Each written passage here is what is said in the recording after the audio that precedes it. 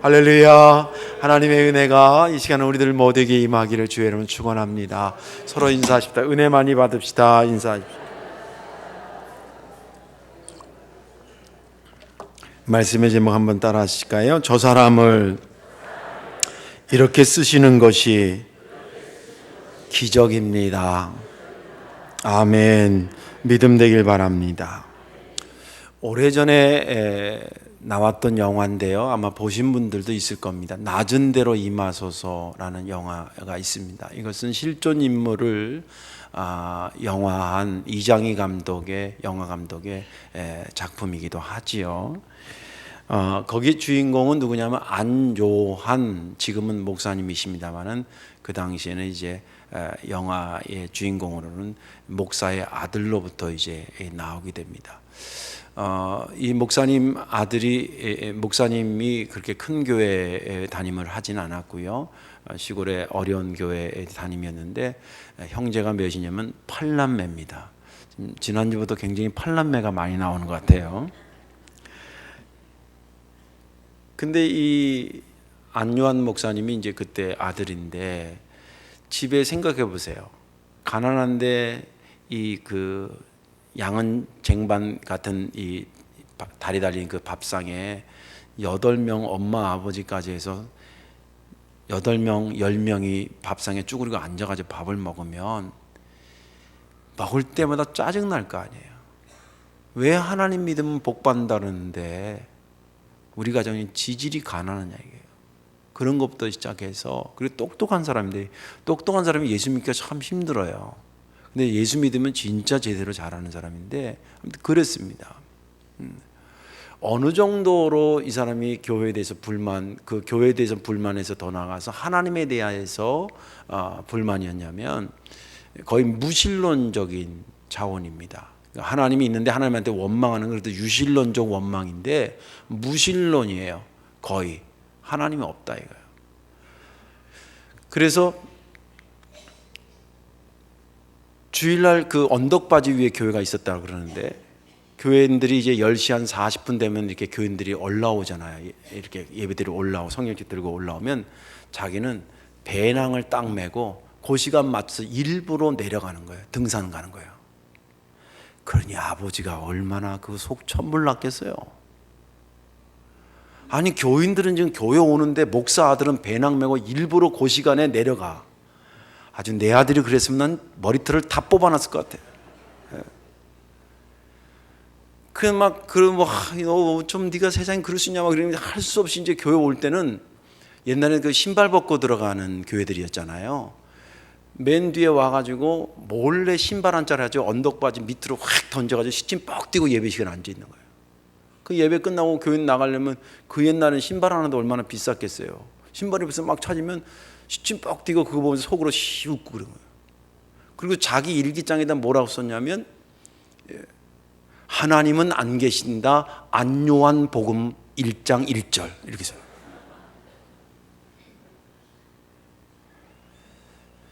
근데 이 사람이 아주 똑똑하고 그래서 또 언어에 특별히 그 능력이 있어서요. 그리고 대전고등학교를 나왔습니다. 그 옛날에 대전고등학교는 서울의 지방대학, 지방에서 서울대학교에 그래서 굉장히 많이 가는 고등학교가 대전고등학교, 전주고등학교 이렇게 몇 군데가 있었거든요. 근데 그 중에 하나를 졸업한 사람이에요. 그리고 불어를 전공하고 영어를 잘해가지고 그 당시에 카투샤 미군 부대에서 근무를 합니다. 이제 그나마 고등학교 다닐 때는 그렇게 악동 같은 노릇을 하고 이제 했는데 대학 가고는 뭐 완전히 하나님하고는 뭐 상관없이 산 거죠. 근데 아버지가 하도 간곡하게 얘기하니까 신학대학원을 입학을 했어요. 근데 이게 입학을 했는데 다니겠네. 좀 다니다가 교수랑 대판 싸우고 나와버렸어요. 그리고 이제 자기 직장을 향해서 하니까 뭐 똑똑하고 영어 잘하고 그러니까 이 미국, 우리나라에서 이제 국비장학금을 주는 미국 펜타곤이라는 게 국방부거든요. 거기 연구원으로 이제 유학이 다 절차가 돼가지고 이제 얼마 있으면 가는 것만 기다리고 있던 중이었습니다. 어느 날 눈을 떴는데 아침에 앞이 안 보이기 시작했어요. 이거 뭐 왜 이런가 하다가 이 병원 저 병원을 다 다녔는데 결국 둘 다 실명했습니다. 눈이 어두워지면서 상황이 어두워지게 되고, 상황이 어두워지면서 자기 주변에 있던 것들이 하나 둘씩 사라지기 시작했습니다.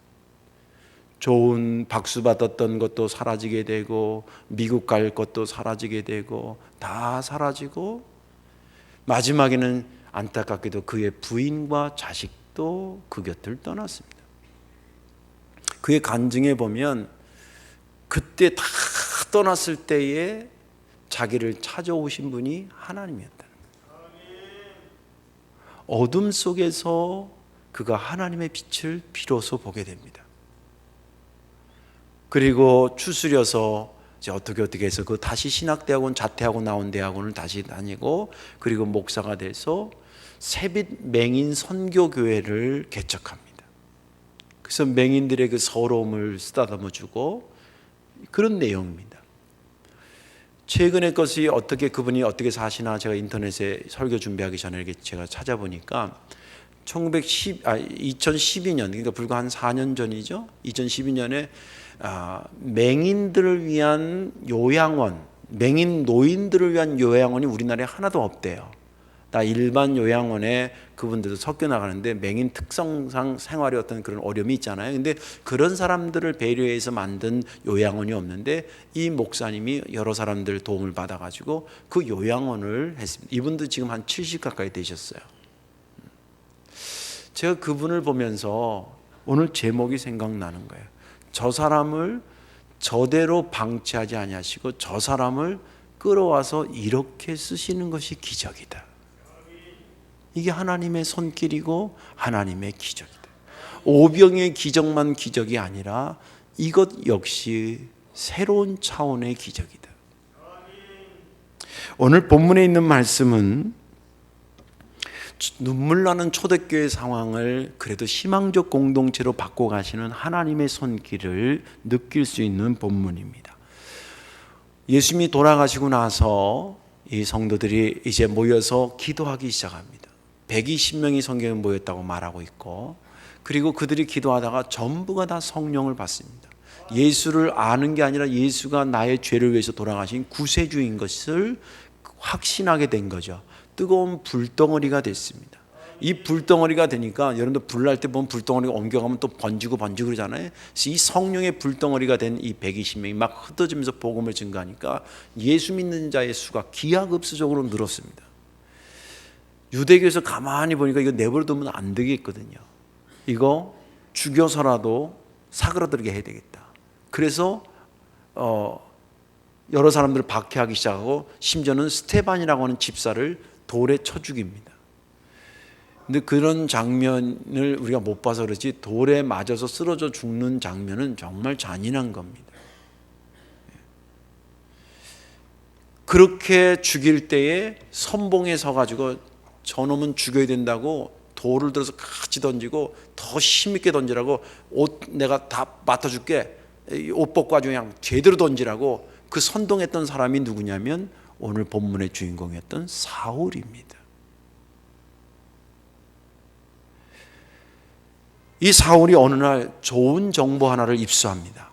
어떤 정보를 입수하냐면, 다메섹에 가면 이 예수 믿는 자들이 모여있는 공동체가 있다는 정보를 입수합니다. 이 다메섹은 지금 네 분이 있는 시리아의 다마스커스를 얘기합니다.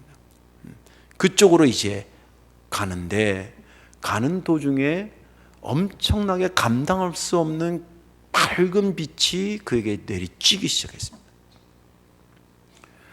순간 눈이 뜰 수 없어가지고 엎드러졌는데, 옆 사람들은 서 있는데 이 사람만 꼬꾸라진 겁니다. 그리고 음성이 들리기 시작했습니다. 사울아, 사울아, 네가 왜 나를 박해하느냐.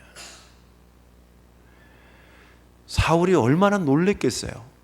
지금 이렇게 강력한 빛에서 자기가 꼬부라진 것도 놀라는데 음성이 들리는 거예요. 누구십니까? 더 놀랄 얘기를 하신 거죠. 나는 네가 박해하는 예수다.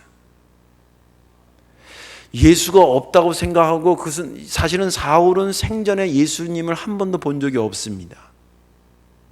그랑 대화한 적도 없고 그의 기적을 일으키는 데에 가이지도 않았어요. 왜냐하면 그거는 주로 갈릴리 지역에 있었고 그것의 남단으로 한 120km 떨어진 데가 예루살렘이었기 때문에 이 사람은 서울물을 먹었던 사람이거든요. 예루살렘에만 주로 있었던 사람이라 그냥 소문으로 들었지 예수님은 모르는 사람입니다. 그러니까 예수 믿는다는 건 다 거짓말쟁이고 부활 지네들이 꾸며낸 이야기고 이런 것들은 사글이 없어야 된다고 생각했던 사람의 철저한 선봉에 섰던 사람이 이 사람입니다. 예. 이 사람이 자기가 그렇게 부인했던 예수님이 세상의 환상 중에 나타나서 누구냐 그러니까 네가 박해하는 예수라고 그럴지 누가 알았겠어요. 달달달달 떠오는 거죠. 달달달. 너 지금 내가 지시하는 곳에 가면 네가 뭘 앞으로 어떻게 해야 되고 살아가야 될지를 가르쳐 줄 사람이 있을 거다. 거기 가라 그러면. 그런과 동시에 주님께서는 누구를 방문하셨냐면 영적으로 다메섹에 있던 아나니아를 방문합니다. 아나니아한테 말하기를 아나니아야 조금 있으면 사울이라는 사람이 널 오게 찾아올 것이다. 그러면 그 사람한테 안수해서 눈을 뜨게 하고 그리고 그가 어떤 사람이냐면 앞으로 내가 이 복음을 이방인들한테 전할 건데 그 이방인에게 전할 전도자로 내가 택한 그릇이라고 일러주어라. 아나니아가 깜짝 놀란 겁니다. 아니 예수님, 아니 제가 듣기로는 이 사울은 보통 내기가 아니고 그 우리 믿는 사람들 잡아 죽인다고 돌아다니는 그 사울 얘기하시는 것 같은데 아유 그건 좀 아니지 않습니까? 그랬더니 주님께서 의견을 굽히지 않습니다. 그 사람을 받아들이라고 그렇게 얘기하시고 오늘 거기까지는 읽지 못했습니다만 이 사울이 나중에 그 집에 가서 3일 동안 먹지도 마시지도 못하고 있고 나중에 안수받아서 눈에서 비늘 같은 게 떨어지면서 눈이 밝아요. 그래서 어느 성서학자들은 이 안질이 있었거든요. 이 안질이 있었다고 보는데 그때 아마 너무 강력한 미세에 있어 눈이 그래서 그리스도의 흔적을 그걸로 남긴 거 아닌가 이렇게도 해석합니다. 아무튼 그가 거기서 회복되는 것까지가 본문의 말씀입니다. 저는 지난 주간에 이 본문을 보면서 은혜가 됐던 것은 뭐냐면 그 사람을 끌어안는 예수님의 가슴이 너무 멋있었습니다. 어쩜 저럴 수 있을까? 분명히 주님도 아신 것처럼 너는 나를 박해하는 사람이다. 그리고 나는 네가 박해하는 예수다. 이것을 정확히 아셨음에도 불구하고 그 사울을 버리지 아니하시고 끌어내서 그래서 그 제목이 생각난 거예요.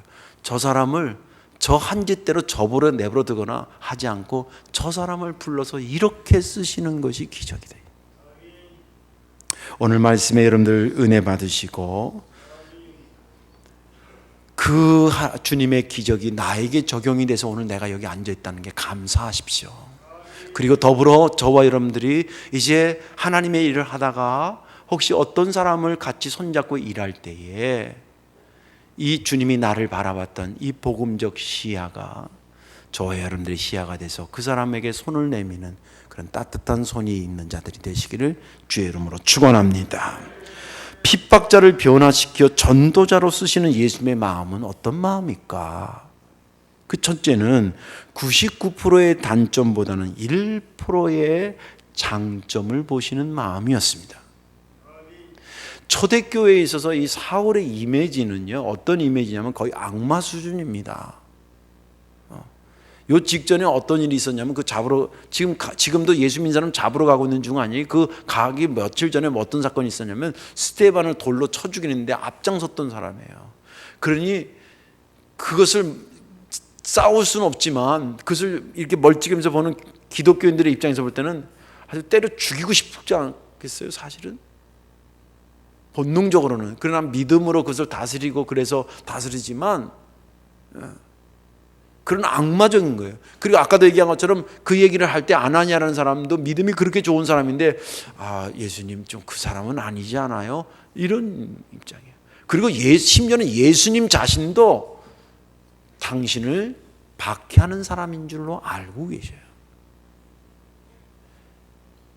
그런 악마적인 존재인 사울을 주님께서 왜 전도자로 바꿔놓으셨냐는 거예요. 뭔가 우리랑은 다르게 보는 시선이 있었던 거예요. 그것이 뭐냐면 99%의 단점보다는 1%의 장점을 본 겁니다.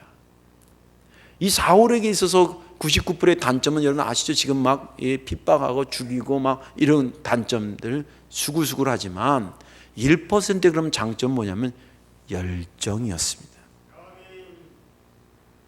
이게 지금 다른데 열정을 부려서 그렇지 진짜 이 사람이 예수 믿고 변화된 다음에요, 이 사람의 열정을 끊을 수가 없습니다. 아놀드 토인비 같은 사람은 역사학자는 뭐라 하냐면 이 땅에 오신 예수는 그리스도고, 그리고 기독교를 만든 사람은 예수님이 아니라 바울이라고 할 정도예요. 그래서 바울이 복음을 가지고 로마로 배 타고 갈 때에 비로소 유럽의 문화는 시작됐다라고 할 정도예요. 대단한 사람이 됩니다. 이게 보통 열정이 아닙니다. 어느 정도냐면 장가도 안 가고 복음을 전할 정도로. 보통 열정 아니지 않습니까? 그런 열정을 주님은 보신 겁니다. 그런데 우리가 여기서 더 한 번 생각해야 될 것은 뭐냐면, 우리는 왜 99%의 단점부터 보이냐는 거예요. 왜 우리는 저 사람의 1%의 장점을 못 보냐는 거예요. 대체 예수님은 어떤 마음이 있었길래 99%의 단점보다는 1%의 장점을 보고 그를 당신의 품으로 끌어안았냐는 거예요. 이 마음이 대체 뭐냐? 신학적으로는 복음적 관점이라 그래요. 복음적 관점이라고 하는 것은 죽은 자를 살리는 관점입니다. 죄인을 의인 만드는 관점입니다. 할렐루야. 없는 자를 있게 만드는 장, 모자른 자를 온전케 하시는 것입니다. 이것이 주님의 생각이고 마음이고 철학적으로 보면 그의 사상이었기 때문에 많은 사람들은 99%의 단점을 바라보면서 사울 그러면 막 고개를 절레절레 흔들고 그쪽으로 쳐다도 안 봤지만, 주님은 1%의 가능성을 보고 그를 붙잡아 거기다 저 사람을 저기다 두지 않고 이렇게 데려와서 여기서 쓰게 하신 것입니다. 그런 관점에서 보면, 제가 이 관점이라고 하는 것은 여러 그 관점은 하나의 원리이기 때문에 그런 케이스들이 많다라고 하는 때의 관점이라 그러는 거예요. 한 번만 그게 그런 것이, 그럴 때는 관점이라 그러지 않습니다. 그분의 사상이다, 그분의 생각이다 말하지 않습니다. 그걸로 인해서 여러 건들을 보면 다 거기랑 맞물려 있습니다. 왜냐하면 예수님이 그래도 사랑하고 아꼈던 12명의 제자를 여러분 분석해 보시겠어요? 그 중에 수장격인 베드로를 한번 보세요. 베드로가 장점이 많은 것 같아요? 단점이 많은 것 같아요? 우리가 하도 베드로 사도 그래서 장점 투성일 것 같은데 사실은 그렇지 않아요. 성질이 개 같은 사람이에요. 좋게 여기면 불 같고 나쁘게 여기면 개 같은 사람이에요. 어느 학자들은, 성서학자들은 예수님이 붙잡혀 갔을 때 그 붙잡은 병사 귀를 확 칼로 잘라낸 사람이 아마 베드로였을 가능성이 높다고 보는 사람도 있어요. 보통 얘기가 아닙니다. 그리고 그런데도 또 이 사람이 또 학벌이 많으냐? 또 아니, 이게 굉장히 무서운 겁니다. 불 같은데 학벌이 없다. 이거 참 위험한 겁니다. 근데 불 같은데 좀 배운 게 있다 그러면 좀 조절이 가능한데, 불 같은데 배우지 않았다, 이건 굉장히 위험한 상태입니다. 그리고 사는 지역 자체가 촌에 살아요. 아까 지금 제가 얘기한 사울이 예수님을 생전에 못 만난 이유는 이 사람은 서울에서만 넥타이 메고 살았던 사람이에요. 그리고 베드로는 그냥 작업복에 맨날 그렇게 살았던 사람이에요. 근데 예수님이 주로 3년 동안 어디서 공생의 복음을 증거하냐면 갈릴리 주변만 왔다 갔다 하셔요. 주로 예루살렘에 가긴 가지만 여기는 베이스 캠프가 아니에요. 갈릴리가 그의 베이스 캠프였어요. 그리고 그 사람들이 그의 제자를 줄을 이루고 있었어요. 뭐 베드로의 1%의 장점은 뭐였는가? 내가 가만히 생각하니까 고기 잡는 어부의 심정을 갖고 있었어요. 성경에 보면 베드로가 밤새, 그런 말 들어보셨어요? 열정이 없는 사람은 좀 하다가 이거 안 돼, 오늘 파자. 그리고 집에 와서 딴 거 하거나 그럴 텐데, 그래도 한 마리라도 잡힐까. 여러분들 그 피곤이 말이에요. 새벽녘 정도 되면 한 2시 새벽 날밤 새 보신 분 있으시죠? 2시 정도 되면 막 세상에 들어올릴 수 없는 역기가 졸릴 때 내려오는 눈꺼풀이랍니다. 100kg짜리는 들어올려도 졸릴 때 내려오는 눈꺼풀은 못 들어올린대요. 2시, 3시까지 하는데 새벽녘까지 밤새, 거기가 무슨 랜턴이 있었겠어요 그 당시에? 뭐 호롱불 같은 거 어떻게 켜가지고 그거 하고 그냥 감으로 하는데 이쪽 던져도 안 던지고 저쪽 하는데 그래도 포기하지 않고 처자식 먹여 살리고 그래도 내가 고기를 잡아야 된다는 그 열정 하나로 밤새 한 거예요.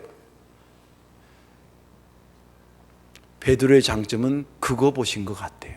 주님께서 새벽 미명에 한 마리도 못 잡고 금을 걷고 있는 저기한테 야 저쪽 가서 다시 한번 던져보라니까 제 경험으로는 안 되지만 주님 말씀 의지해서 해서 건지고 나서 건져냈더니 그물이 찢어지게 많이 잡히는 거 아니에요? 그리고 하신 말씀이 뭐예요?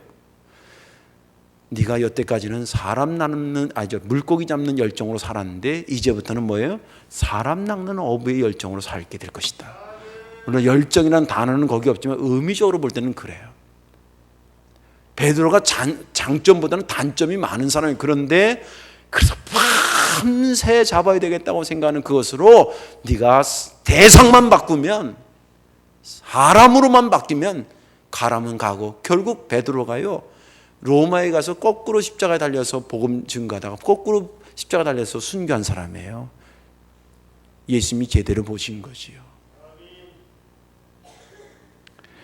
이게 왜 중요하냐면 예수님이 아까도 얘기했지만 관점은 예수님의 관점은 지금도 동일하시거든요. 이 관점 때문에 저와 여러분들이 목사도 되고 장로님도 되고 권사님도 되고 성가도 되고 반주자도 되고 그런 거예요. 믿음 되시길 바랍니다. 여러분들 잘나서 여기 조금 앉아있다고 생각하지 마세요.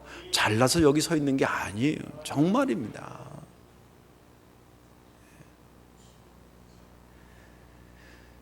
저희 집 애들한테 물어보세요. 니네 아버지 완벽하냐고. 아예 밥 먹을 때는 그런 얘기 하세요. 하지 마세요. 밥맛 떨어져요. 이럴지도 몰라. 여러분들이 보는 잘 봐줘서 감사하지만 제가 하나님 앞에 벌거벗고 서 있으면 얼마나 초라한 존재겠어요. 그런데 저의 1%의 장점을 보시고 저를 세우시고 여러분들을 세우시고 이 교회를 이끌어 가신 줄로 믿습니다. 그 복음적 관점 때문에 그런 거예요. 마지막 하나는 뭐냐면 악을 악으로 갚지 않겠다라고 하는 마음 때문에 그래요. 악을 악으로 갚지 않겠다. 유대인들은 율법이 이제 굉장히 중요한데 율법에는 법 정신이 있어요. 법 정신이 여러 가지가 있는데 그 중에 하나가 동해보상법이라는 법 정신이 있어요. 이것은 동일하다 이게 해 받은 것에 동일하게 보상해 주는 거라는 거예요. 그래서 우리 흔히 아는 이는 이로 눈은 눈으로가 동해보상법의 문구예요. 근데 이게 사실은 의도는 굉장히 좋은 의도입니다. 감정으로 대하지 말고 이성으로 대하라는 거예요. 저 사람이 화가 나다 한 대 때렸어요. 그럼 너도 똑같이 저 사람하고 감정으로 하다 보면 한 대 맞아서 기분 나쁘면 막 2대, 3대 막 하고 막 그러잖아요. 그러지 말고 딱 맞았을 때 일단 이성적으로 대처하고 참으라는 거예요. 근데 도저히 힘들면 그러면 너도 그 가슴팍 때리는데 거기에 한 대만 너도 딱 때리라는 거예요. 근데 이게 와전돼 가지고 나중에 시간이 흐르면서 와전돼서 복수해야 된다라고 하는 것으로 와전됐는데 그 의미가 원래 의미가 그 의미가 아니에요. 하나님이 주셨을 때 그런 의미는 아니에요. 이것이 이스라엘 백성들의 정서예요. 우리나라 사람의 정서가 있는 것처럼 이스라엘 백성들의 법에 대한 정서예요. 근데 이 정서로 사울을 지금 대항하기 시작했다고 시나리오를 한번 써보세요. 어떻게 쓸 수 있을까? 아마 이랬을 겁니다. 기독교 공동체에서 야, 저 사울이라는 존재가 스테반 우리 그 좋으신 스테반을 돌로 쳐 죽였어. 우리도 이게 지금 상태로서는 우리가 군대를 만들어서 갈 수 없으니까 특공대를 조직하자. 그래가지고 사울의 동선을 딱 파악한 다음에 어디 딱 혼자 오는 골목 같은 데 딱 만나가지고 우리가 한 3, 40명이 떼구리 달려서 돌로 한 장 찍어가지고 저 길바닥에서 객사하게 만들죠. 이게 동해보상법이에요. 근데 주님은 그 방법을 몰라서가 아니라 그 악을 그렇게 악으로 다가가지 않았어요.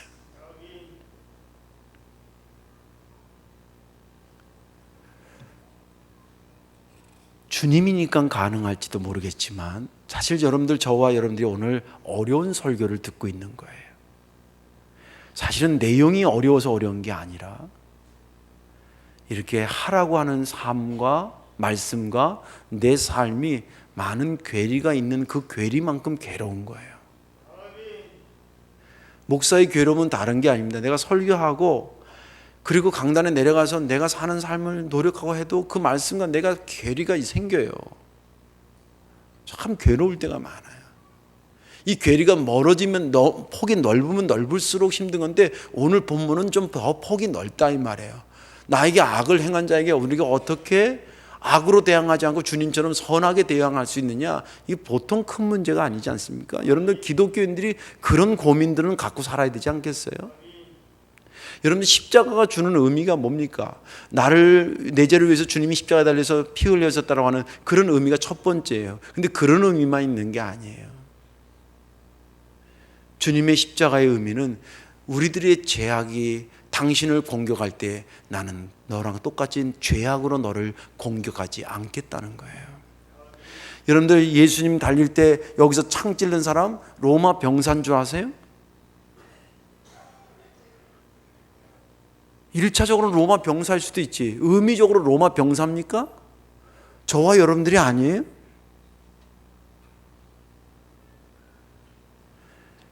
그렇게 오더라도 죄악으로 내게 달려들어도 나는 죄악으로 같이 너에게 맞대응하지 않겠다는 거 아니겠습니까?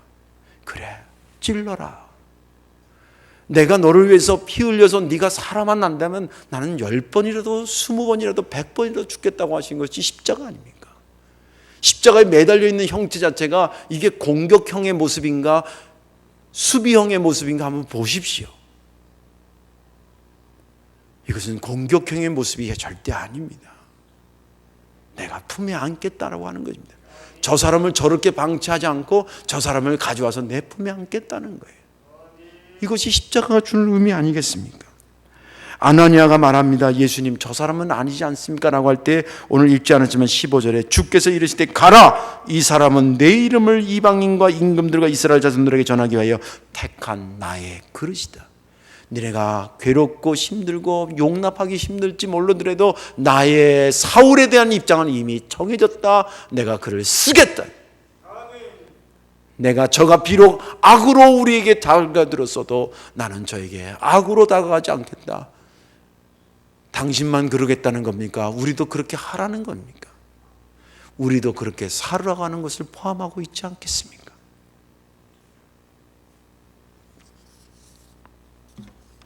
그런 마음에 나는 악을 악으로 대항하지 않겠다, 악을 선한 것으로 대항하겠다라고 하는 주님의 마음 때문에 저 사람을 저기다 두지 않고 이렇게 데려와 이렇게 쓰시는 기적을 일으킨 것입니다. 이제 말씀을 정리합니다. 우리가 예수님을 위대하게 여기고 그분을 섬기고 따르는 것은 여러 가지 이유가 있습니다. 그 중에 하나는 아까도 얘기한 것처럼 내 죄를 위해서 그분이 죽으시고 희생하신 것에 너무 감사해서, 또 한 가지는 오늘 본문처럼 비록 핍박자지만 눈을 찔끔 감으시고 그 핍박자를 확 끌어안는 주님의 가슴이 너무 멋있어서 섬기는 것입니다. 이것이 주님의 능력이고 이것이 주님이 베푸신 기적입니다. 이 기적의 삶에 함께 참여하고 싶은 마음이 없습니까? 여러분들 통해서 몇몇 사람이 나는 그리스도의 기적을 당신을 통해서 보았다라고 하는 말을 듣고 싶지 않습니까? 그러면 이렇게 하십시오. 오늘 주님처럼 복음적 관점에서 단점보다는 장점을 보는 데 노력을 기울이십시오.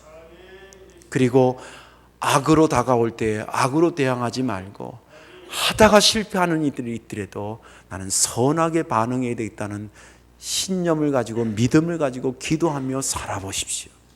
어느 시점에 여러분들의 손길을 통해서 주님의 기적이 반드시 나타나게 될 것입니다. 이 기적의 주인공들이 다 되시기를 주님의 이름으로 축원합니다. 기도하겠습니다. 사랑과 은혜가 많으신 아버지 하나님, 오늘 어려운 본문을 읽고 어려운 설교를 했습니다. 이 말씀을 들을 때도 어려웠고 또 이 말씀대로 살아갈 생각을 하니 또한 어렵습니다. 그러나 주님께서 입장을 바꾸지 않는데 주님을 따르는 우리가 우리 편하자고 주님의 입장을 바꾸는 수 없으니 따라 순종하기로 마음을 먹었습니다. 주님, 사람의 단점보다는 장점을 볼 수 있는 복음적 시야를 우리에게 열어 주옵소서. 악을 악으로 대항하기보다는 악을 끌어안고 선한 것으로 반응하는 그러한 믿음의 사람, 기적의 주인공들이 되게 하옵소서. 의탁하오며 예수님의 이름으로 축복하며 기도하옵나이다. 아멘.